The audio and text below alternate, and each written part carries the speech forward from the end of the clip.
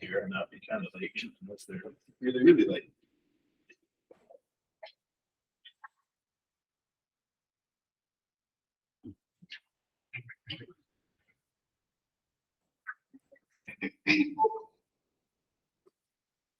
So technically, should have done the pre-lab by now. But honestly, it's okay if you haven't, as long as you have it done by this Sunday. Because again, today was just a pre-lab lecture. I'm not going to do the actual lab until next week. And the reason we're breaking it up into 2 weeks is because it is such an important lab, grade-wise, because you're going to be doing a lab report on it.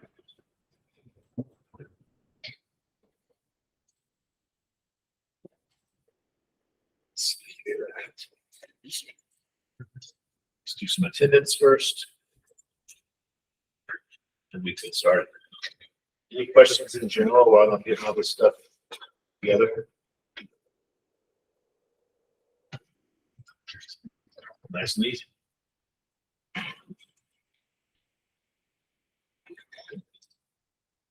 It's a good time to remind you guys. Have to be in lab to get credit. I know some people have had medical excuses, but you need to be present, physically and present to get credit for lab. So even if you get data, actually, this is kind of good. There's at least one person who's gotten data and done the lab, so you know they weren't here. Half credit is better than no credit. Remember, to get full credit, you need to be here. And also remember, I'm a little bit hectic this semester, so if ever I give you half credit for something because you weren't in lab, but you had it, so I can just remind you, say, hey, don't forget, I had this doctor's excuse, and I was out for this reason, whatever it may be. All right, let's see.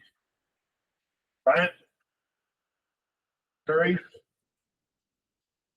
Darby. I have Darby. Once, go twice, no Darby.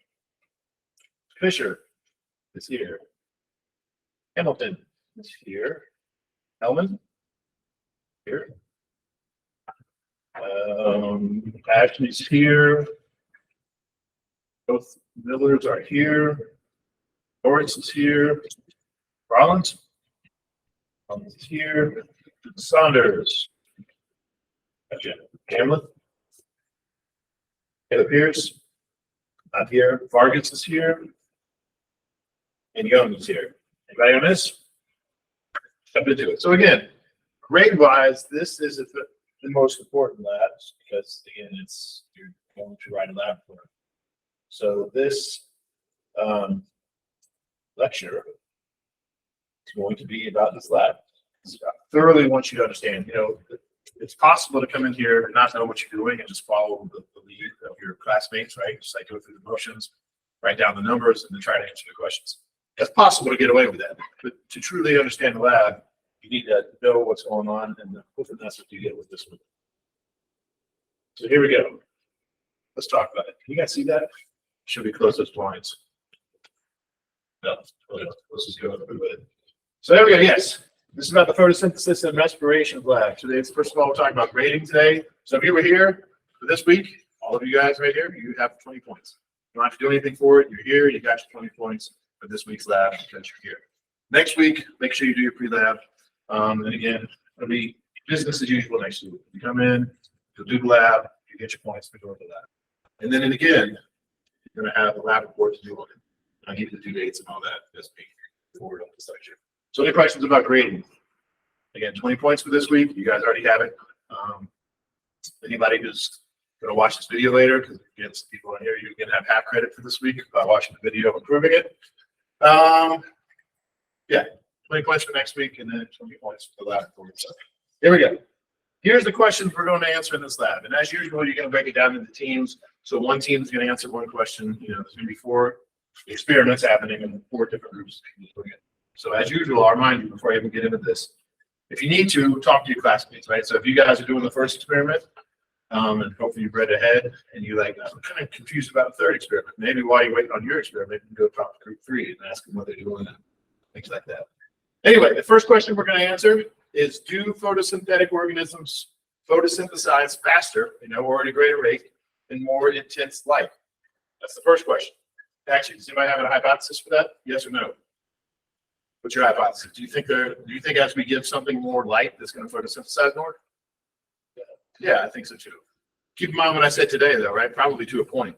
There's also enzymes involved in this, right? So you've got that optimum temperature, probably optimum light as well.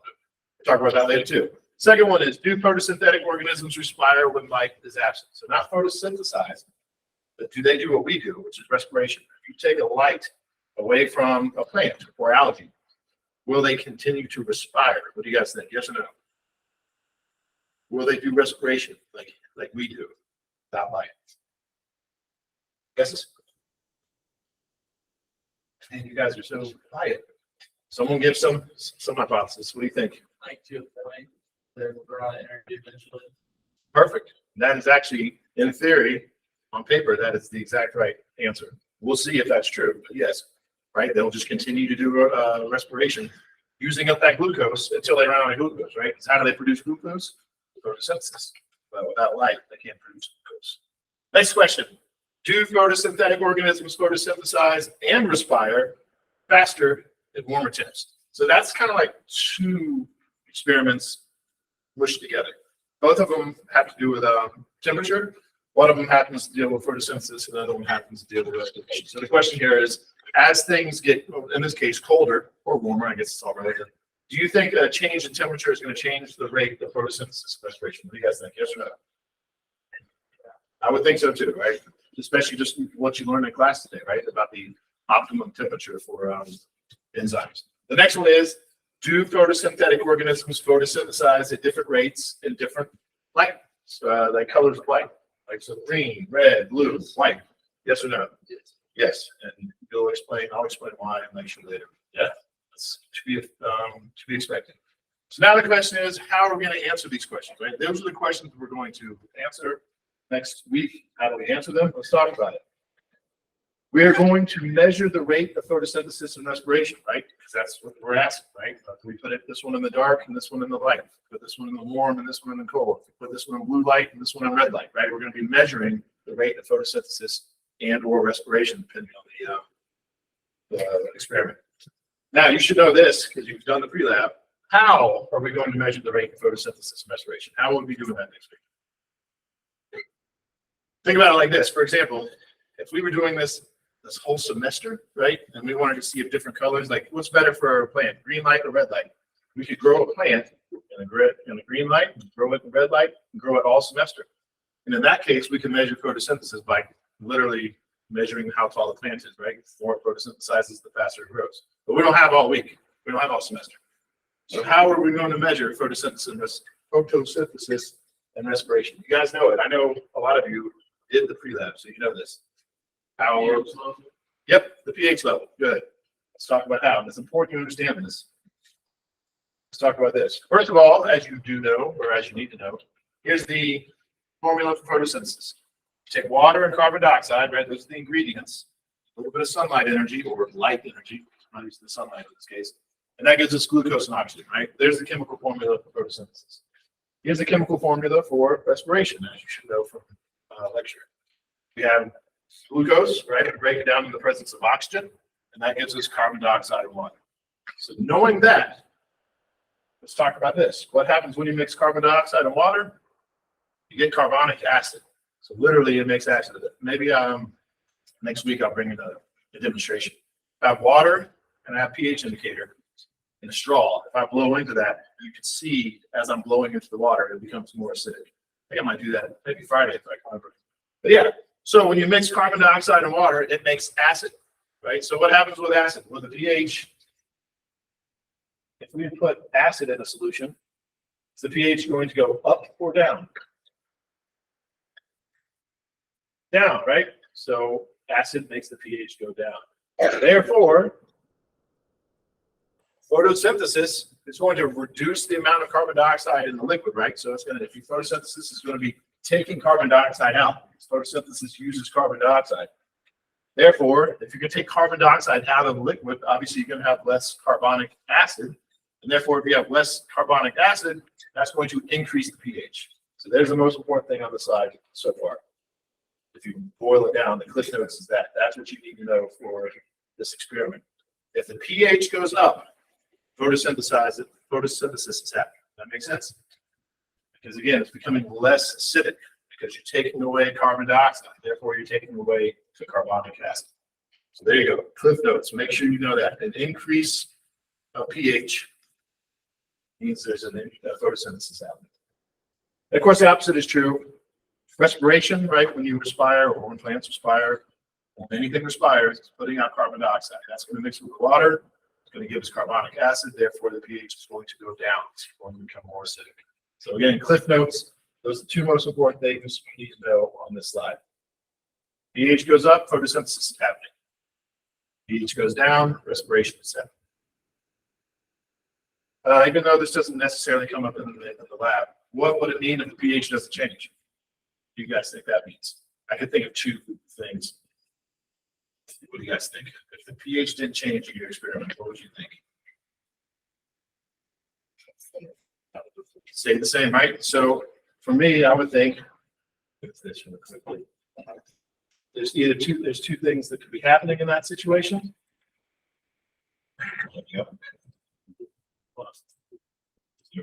One of which is like you're going to be using algae, right, in these experiments. So if the pH should change, one thing maybe the algae is dead, right? Maybe that's why it's not changing, right? It's not photosynthesizing or respiring because it's dead. Another thing is maybe the stuff inside of it that's going to show us the change in pH. Maybe it's messed up. That's another possibility. Or maybe it's respiring at the same rate that it's photosynthesizing. Does that make sense? Remember, photosynthesis, if you're making glucose, respiration, it's breaking down glucose. So if it's making it at the same rate that it's using it, the pH will stay the same. So keep that in the back of your mind as we go through this. So anyway, like I've sort of alluded to, here's how this is going to work. You kind of see the pictures. They don't really look like that. You're going to have little tubes. We call them cuvettes. So when I use the word cuvette, you read the word cuvette, that's what it means. It's going to be tubes with algae beads. Of course, these are more like tubes. Yours are going to horrible jar. But they're going to be like that, like little rectangular cubes. Whatever. Little rectangular cubes, and inside those cubes is going to be water, because algae need water to live. There's going to be pH indicator, and there's going to be little algae beads. So what you're going to do is you're going to shake it up a little bit, like you can kind of see on this picture, and you're going to have these little things to compare the pH. So obviously you're going to know if it's a pH of 6.9 or if it's a pH of 8.5 or whatever. So again, remember, you're going to be doing that, and you're going to look. Is the pH going up? That means photosynthesis happening. Is the pH going down? That means respiration. And you're just going to have them in the different conditions. So I use this, it's hard to read. But for example, one of the experiments is, does respiration happen in the dark, right? So you're going to have one in the light, one in the dark, and you're just going to measure it every 5 minutes. I know it's really hard to see. See, every 5 minutes, you're going to take a look at it, you're going to compare it to this chart, and you're going to write down the pH. Make sense? Let me ask you this. Why not, this is easy to read. Why do we do it every 5 minutes? Why not just take a measurement at the beginning, and then one measurement at 45 minutes? Why do we need it every 5 minutes? Why do you think? Changes. Changes, good. And keep that in the back of your mind. We'll talk about that here in a second. All right, so now we're going to get really specific. For the first question, do photosynthetic organisms photosynthesize faster with more intense light? This is basically how it's going to work. I know that's hard to read. We're going to have one in the dark. We're going to have one far away from the light. We're going to have one closer to the light. It's that simple. Make sense? So we're going to take the pH every 5 minutes. And going back to what she said, yes, we're looking for changes because I know that's hard to read. Imagine they both started off as a pH of 4. They all started off at 4. And then they all end, I don't know, let's call that 7. That one ended at 7, and that one stayed at 4. So if you only took the measurements at the beginning and the end, you would look at these two and say there's no difference between the one that was closest to the light and the one that was farther away from the light. This is where you need to dig into more data. Like what if this one went 4, 5, 6, 7? It just stayed there. Right away, it shot up to 7. And let's say this one was like 4, 4, 4, 4, 5, 5, 6, 6. Then you can look at this data and say, okay, yes, they both started at 4 and ended at 7, but this one shot up, right? You can see it and say that one photosynthesized quicker. Does that make sense? And maybe 7 is just as high as the pH goes, because there is going to be a limit. All right, so any questions about that one? All right, next one's pretty simple too. Again, this is the one, do photosynthetic organisms respire when light is absent? You're going to have one in the light, and you're going to have one in the dark. The one in the light should increase because it should be photosynthesizing. The one in the dark should either decrease or at least stay the same, right? Because it's in the dark, doesn't have any light, so it should be photosynthesizing. It should be doing only respiration, meaning it should be using up that glucose and putting out carbon dioxide. Any questions about that? All right, here we go. This next one's a little bit more complicated. Again, this is the one that does temperature affect photosynthesis and respiration. So you're going to have one cuvette that's going to be in the light at room temperature, right? That's going to be your photosynthesis one. Yeah. These will be your photosynthesis, right? You have two of them in the light. One of which is going to be at room temperature, and one of which is going to be in the ice, right? And then you're going to have two cuvettes in the dark for respiration. One of which is going to be at room temperature, and one of which is going to be in ice. Make sense? That's all it is. You're going to take measurements every 5 minutes as usual, write down the pH, and then see if temperature makes a difference. Any questions about that? All right, the next one is pretty simple. Same situation, except now we're going to see if color makes a difference, right? So you're going to have one cuvette that's in white light, you're going to have one cuvette that's in green light, you're going to have one that's in red light, one that's in blue light. And also ask them if you had any extra colors to throw those in there too. So we might be adding to that. We'll see. That's it. Every 5 minutes, we'll take the pH, and again, these are photosynthesizing, so we're expecting them to go up, right? We're expecting the pH to increase. The question is, which one's going to increase the most? Actually, that's not technically the question. Technically, the question is, will there be a difference? And you guys already said you think there will be. Just out of curiosity, you might want to venture a guess to think which one will be the worst, should be the worst. And you shouldn't know this yet because I haven't taught it yet, but any guesses of which color should be the worst for photosynthesis? Green. Green, yeah, good. Why is that? We'll just guess. You're right.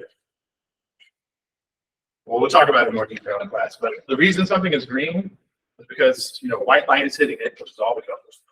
And then it's absorbing all those colors except green. It's green because green is the only color that's bouncing off of it and hitting.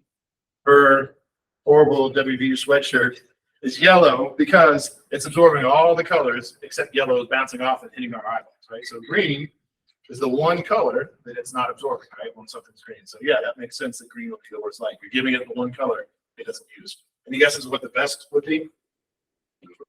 Yeah. Good guess. And you're not totally wrong, but the better answer would be white in theory. Remember, white is all the colors. So blue and red, sure, but the white light also includes blue and red. You can't see it. When you see a white light that looks white to you, unless you get a prism, break it up into a rainbow. But yeah, white light has all the colors. Anyway, any questions about that? All right, so you've already answered this in the pre-lab if you've done it. If you haven't done the pre-lab, pay attention. You really shouldn't get this wrong now. I'm giving you the answer. The purpose of these experiments is not to see how pH changes, right? This is not a pH experiment. pH is merely a tool. We're using pH as a tool to see how much respiration is happening or photosynthesis, right? This is not about pH. pH is just a tool. Does that make sense? So again, I've already alluded to this, but imagine if we were doing this experiment and we had all semester. How else could we measure photosynthesis and respiration? Actually, that's a question, and I'm going to come back to this a little bit later. Keep that in mind as we're doing this, because when you write your lab report at the end, that's one of the things you need to write about. You're going to talk about your results and whether your hypothesis was correct or not, but also you're going to talk about what are some other ways you can test your hypothesis, right? So I already gave you one idea. Like if we had all semester, we could plant something and calculate or measure the height, for example, right? So keep that in the back of your mind. Because in real science, you don't just test your hypothesis once and say, all right, I'm done, right? You keep testing it. Any questions about this slide? All right, so again, some important points here. I've already said, make sure you understand. No cuvette in the dark should increase in pH. All right, if it's in the dark, it should not go up, because then going up means it's photosynthesizing. So if this happens, write that data down, but keep in mind there has to be a problem. So if that happens to you, your results are invalid. You lose 0 points for that. It's not going to hurt you at all. You just go through your whole thing as you normally would. You write down your results, you talk about your results, but at the end of the paper, at the end of your lab report, which we're about to talk about soon, you're going to write about that. You're going to say, look, the pH went up here, which indicates there was something wrong. So even though these are my results, and this does or does not support my hypothesis, it has to be noted that my results are invalid, right? Because either you guys did something wrong, or the algae was dead, or the pH indicator was wrong, right? There was something wrong with the setup for that app. Make sense? All right. While performing these experiments, again, you should think about how they could be performed in a better manner. You always get those questions at the end of most of your labs, but now you're also going to need to write about it in your lab report, right? So you're going to talk about, yes, this is the experiment we did, but it would be better if we did this differently to our experiment. The experiment we did would be better if we did this differently. And as always, as you're doing your experiment, I'm going to be talking to you about it. Don't you think it would be better if we could have done this instead of that? And these are the things you're going to write about in the lab report. And again, like I already said, think about different experiments that could be performed to answer the same question. So the one example I keep using is you grow plants for an entire semester and you measure their height once a week or something like that. But of course, there's other ways to do it. You have to think of some ideas. Any questions about that? All right. Now the harder part. How to write the lab report. First of all, let me say this. I'm going to give you a grade sheet. I should have had it. Before, when I'm done talking, I'll show you what the grade sheet looks like. All you have to do is follow the grade sheet. You guys have heard of a rubric, right? It's better, it's even easier than a rubric. Like it'll say at the top, it's like, is there a title? 1 point. So go ahead, I need to write a title. Is the title appropriate? 1 point. Like, okay, make sure this title is. Then, is there an abstract? 1 point. Is the abstract labeled, right? If you just follow everything it says, you should be fine. So let's talk about it. Why do you have to write a lab report? You might be wondering that, like why? How many of you guys are biology majors? None, right? So why are you writing a lab report? First of all, it's part of the course, right? It's not even my decision. Someone above my pay grade, actually someone way above my pay grade says, hey, you need to do at least one lab report in every science class. Well, you should. There are some exceptions, and if you've had bio 108, you're aware of that. Also, to truly understand the experiment. In a perfect world, I wouldn't even have you guys do those lab worksheets. I would have you write a lab report for each lab. So you have to truly understand the lab, the experiment, to write a lab report. You're not just answering a few questions, right? You have to truly understand it. So this will help you truly understand it. And also, and this is the most relevant thing for you guys, is to understand research articles. You're not going to be doing research articles. You're not going to be doing experiments in your non-scientific lives. But again, as a college-educated citizen, you might need to read research articles. So using the examples I always give, if you get some disease and the doctors are like, all right, here's some treatment options, and you start reading research articles, you need to understand how to read them. And one way to help you understand how to read them is write a version of one. It's not an actual research article, but it's close. Any questions about this? All right, here's some other stuff you need to know. Do not use the internet.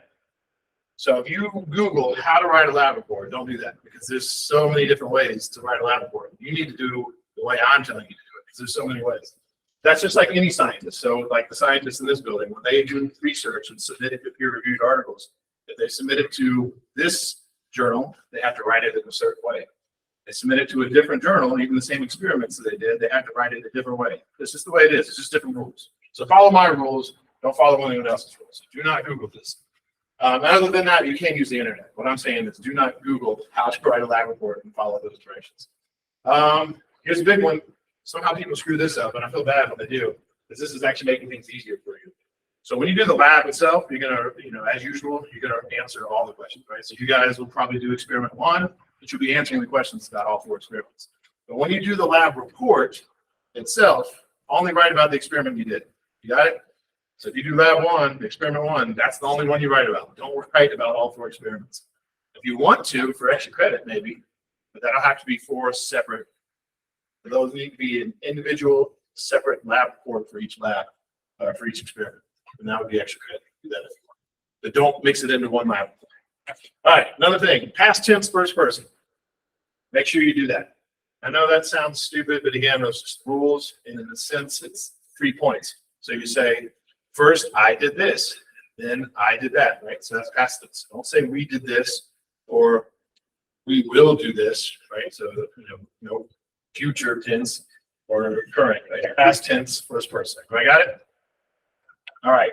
Another thing, make sure you double space it. Again, that sounds picky, and it is a little bit, but those are the rules. And as long as you double space it, 3 points, right? You're just going to get points from doing it double spaced. You'll lose points if you don't. There is no minimum. That's if you happen to hear that. There is no minimum. There's no minimum amount of words, no minimum amount of pages. The shorter, the better. You're not trying to like write something interesting, right? You don't need adjectives. Like first, I delicately placed the cuvette under the bright light, and then I took a step back and thought about what I did. Right? You don't need to narrate it. So the shorter, the better in a sense.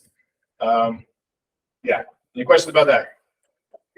All right, you're going to turn this in the same way you do labs and written independent work, meaning you're just going to share it with me. Sense? Share it with me. And I recommend sharing it with me before you're done. That way I can help guide you, like before it's due, as you're working on it. I can go in there and leave comments like, yeah, you're kind of going on the wrong track there. You might want to fix that before the due date. Or the job, keep that up. You don't need to change the page. Any questions about that? All right, this is important. You might want to write this down. You have 2 weeks from the day you get your lab back. So, right, you're going to, next Wednesday, we're going to do the lab. Friday is when it's due. And whenever I get around to grading it, once I give you a grade, and I'll tell you on that date, about 2 weeks from that date, it's turned into lab report. So everybody's going to have slightly different dates, right? If I grade yours first, yours will be due in 2 weeks.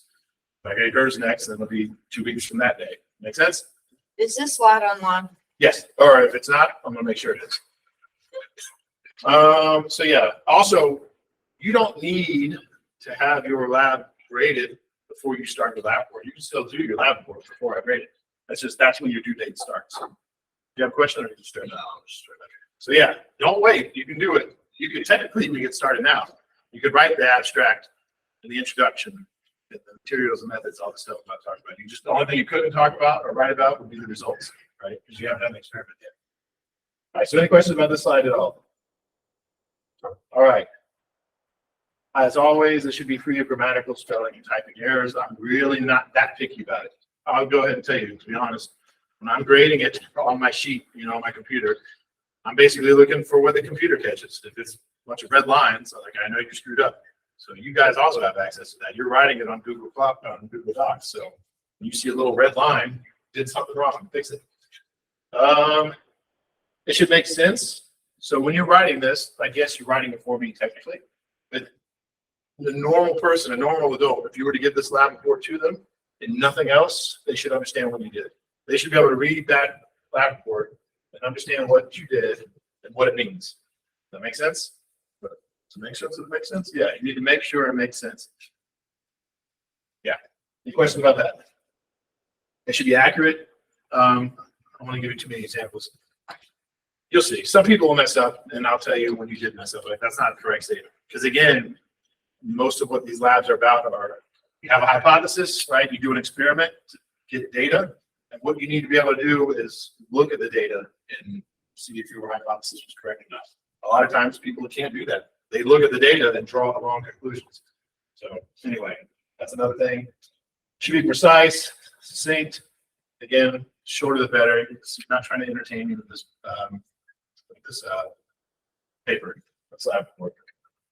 It should be clear that you understood the experiment. And again, this is all going to be written down. But let's see. All right. Any questions about all that stuff? Taking good time.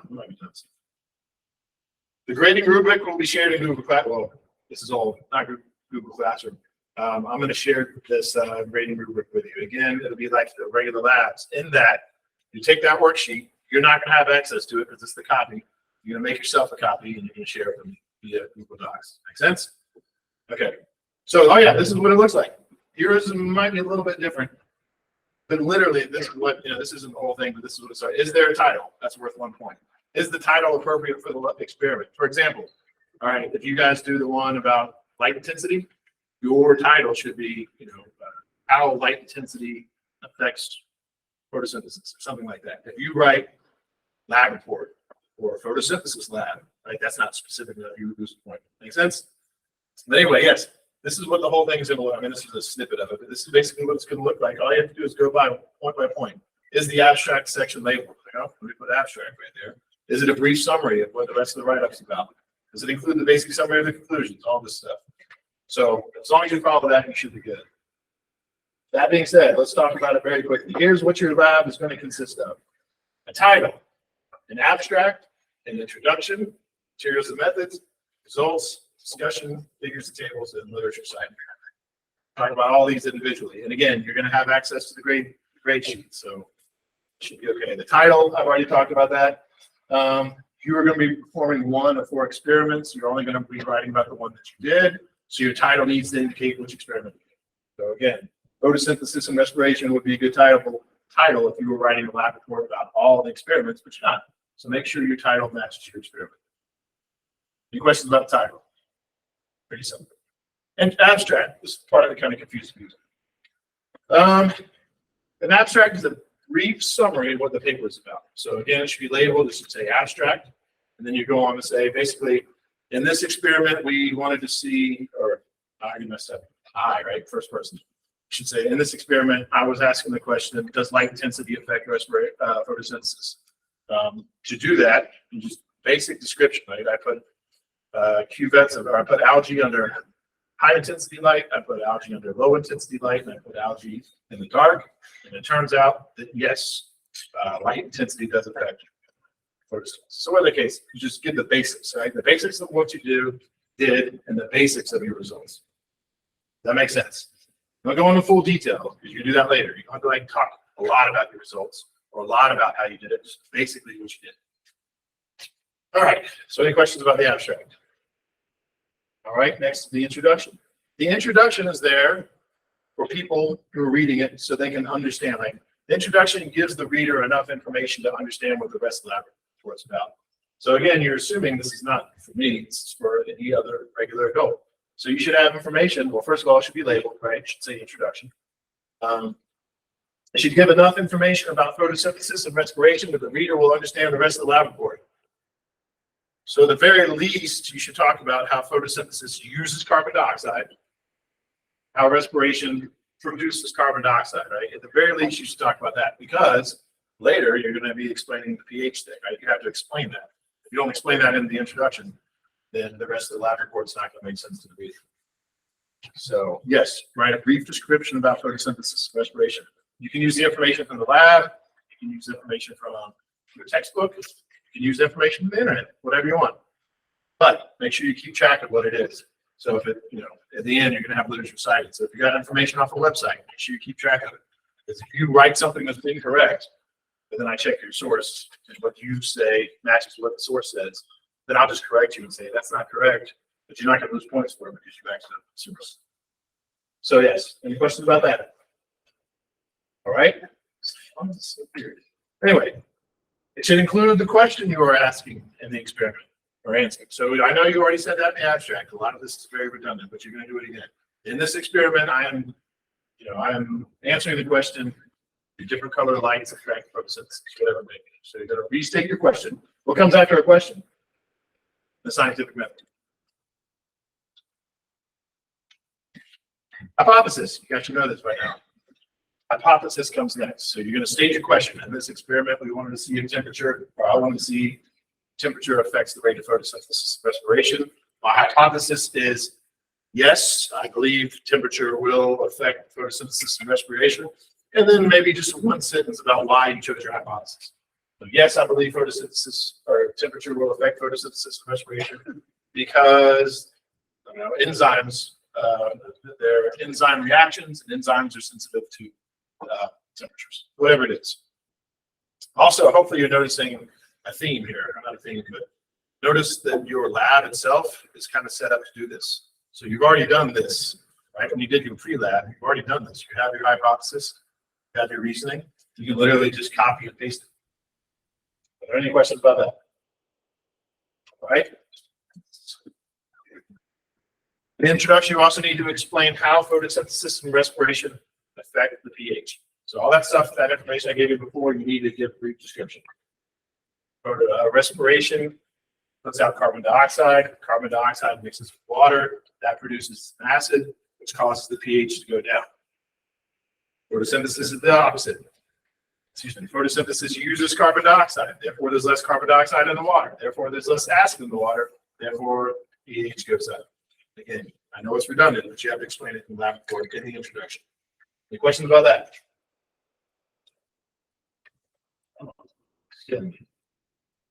Your introduction should not include a lot of things. So only include this stuff that I said that should be included. So do not include specifics on how you perform the experiment. There's a whole different section for that.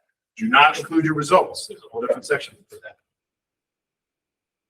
Do not include your data. It's a whole different section for that. So any questions about that? All right, that's it for the introduction. Any questions about introductions in general?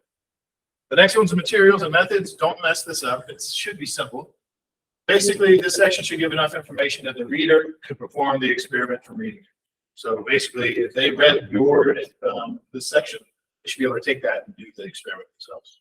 Where people usually mess up is they take the instructions from the lab sheet, and they copy it and paste it and do that. You can't do that, right? Because it's first person past tense. So you're going to say, you know, I put a cuvette full of algae beads directly under a light. I put a different cuvette full of algae beads 5 centimeters from the light, so on and so forth. You describe what you did. Any questions about that? All right, this should include everything. People mess this up. So materials and methods. Everything you used should be included on there. Everything you did should be included on there. But again, as long as you're working on it before the due date, you share it with me. If you mess that up, I can just leave a comment and say, hey, don't forget this, don't forget that. Again, it should include everything you used, everything you did. It should not be copied word for word from the lab manual. Like I said earlier, don't copy it and paste it. It's be first person past tense. If your materials and methods happen to be slightly different, then you need to write what you did. I'll at least try to explain this. So in the lab manual, it's going to give you specific instructions. Do this, do this, do this. But it's your experiments. So if you feel like changing it in some way, that's fine. Remember the pH thing or the diffusion osmosis thing we did? What was that, group 3? Where we messed around with it and put water in with some iodine. Remember, we did some extra stuff. You can do that. These are our experiments. So the point here is, if you change your experiment, that's completely okay. But write down what you did, not what the lab manual says. That makes sense? Deviate from what the lab manual says to do. Don't write what the lab manual says to do. Write what you actually did.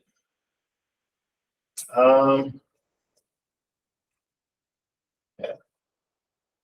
And again, I want to reiterate this. In this section, materials and methods, you just say we check the pH, right? You don't talk about why you check the pH, right? That's what the introduction is for. Don't talk about why you did it. Also, don't include your results. So again, materials and methods are only what you did, what you use. So any questions about that? Moving right along, the next one is really simple. The next section is results. The section simply puts the data into words. Again, the data is already displayed. We'll get there in a second. There's a whole separate section where you're just going to have your table. That's figures and tables. But in this section, the results, you're just putting it to words. And I've been grooming you to do this all semester. And it's probably seemed redundant, right? So there's a table, all these experiments you've done, and then you had to write about it right under it. The next question was like, what does it say, right? So you had to like write down what was already on the table that seemed redundant, and this is why. Now you've had practice at it. So you're going to have the figure, you're going to have your data, and in the results section, you're just simply putting it in paragraph form. The cuvette in the green light started at a pH of this, ended at a pH of this. The cuvette in the white light started at a pH of this, ended at a pH of this, right? You're just going to put this into writing, or into words. And that's it. You're not going to draw any conclusions from it. You're going to do the starting and ending pH of all cuvettes. You're going to include which cuvette increased or decreased the most. Right, so not only you can say this one started here, this one ended here, then you're going to do like the superlatives. Like this one didn't change at all. This one increased the most. This one decreased the most. Make sense? Superlatives. Right. Should include. Well, I said this. If there was a cuvette where the pH didn't change, well, obviously you're already going to say that when you do the starting and ending pH. But you reiterate it. Here's another thing people mess up a lot. When you're writing this, you're going to identify the cuvettes by their condition, not their number. So for example, again, if you're doing this, you might have like 3 cuvettes that you work with. You might actually draw the number on there when you're doing your experiments. That's up to you. But when you're writing a lab report, you don't want to say cuvette number 1, pH started here, ended here. Cuvette number 2, pH started here, ended here. No, you want to describe it by their condition. Meaning you'll do like the cuvette in the most intense light started here, ended here. Cuvette in the second most intense light started here, ended here. Cuvette in the dark started here, ended here. Make sense? You don't describe it by the number, you describe it by what it's doing. Cuvette in the dark, in the ice. Cuvette in the red light, whatever the case may be. Any questions about that? Almost done with the results section. Should not even mention, I know this sounds weird, but the word photosynthesis or respiration should not come up in this. Because you're only giving the data, and the only thing the data is the pH. The pH did this, the pH did that. Now we know that if the pH went up, photosynthesis happened, but that's not what the results section is for. That's the discussion. Here, you're just like, here's the results. And then, as you're going to learn here in the next second, for the next section, you're basically going to be repeating your results. But now you're going to say, you know, the pH started here and ended here, meaning photosynthesis happened. The pH started here, ended here, meaning respiration happened. Whatever the case. So any questions about the results section? All right. As I started to say, the next section is the discussion. So basically, again, you're going to be repeating your results, but now you're going to be doing it in the context of explaining whether or not your hypothesis is correct, right? So first, you need to restate the purpose of your experiment. So again, even though you already did this in the abstract and in the introduction, you're doing it again. You say, you know, in this experiment, I was answering the question, does light intensity affect photosynthesis, right? So make sure you do that. Then give your hypothesis. Again, I know it's easier done. My hypothesis was that yes, it would. No, it wouldn't. And then you need to explain your results again. So even though the results section is just the pH, now you're doing it again, but now you're going to give information, right? You're going to explain what the results mean in the context of the experiment. So instead of just saying the pH went from here to here, you can say, you know, the cuvette in the brightest light photosynthesized the most, or the cuvette in the blue light photosynthesized the least, whatever it may be. You're going to explain your results and how that either supports or refutes your hypothesis. Any questions about that? Again, like I already said, you're going to be addressing your hypothesis. So again, you're going to restate your hypothesis. You're going to say, did my data support it or did it not? You're going to explain how your data supported it or not. Oh yeah, then this is important. If your hypothesis was wrong, that's okay. You won't lose points for it. But you should explain why you think it was wrong. Like if you didn't get the results you thought, explain a brief explanation, not like a whole paragraph, just a brief explanation. Like, was the experiment done wrong or was your hypothesis wrong? Whatever it may be. Also, I want to point this out to keep this in mind. Probably won't lose points for this, but don't use the word prove. I hate it when people do that. This isn't proving anything. This is one experiment. It's done relatively haphazardly, right? This isn't a real laboratory. This is only one experiment. So no, this might support your hypothesis. I'm glad you're far enough away. Yeah, it's not. This doesn't prove anything. This just supports your hypothesis. Try to use that word. It's supported by hypothesis and proving. Any questions about that? All right. And again, I've already said this before, and I've been grooming you to do this all semester. But you should address the limitations of your experiment. So after you've explained, all right, here's the results. It supports my hypothesis or it doesn't. But you're discussing this, right? So now you're going to have a paragraph where you talk about what was wrong with the experiment. For example, if the results suggest that algae photosynthesize better in more intense light, does this mean that there's no limit to the light intensity, right? So basically, yes, these are the results, but you can look into it.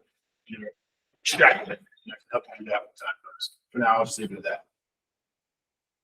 So yeah, again, you know, most of the labs you've been doing, there's a question on them that says, what was wrong with this lab, right? That's the kind of stuff you're going to be addressing.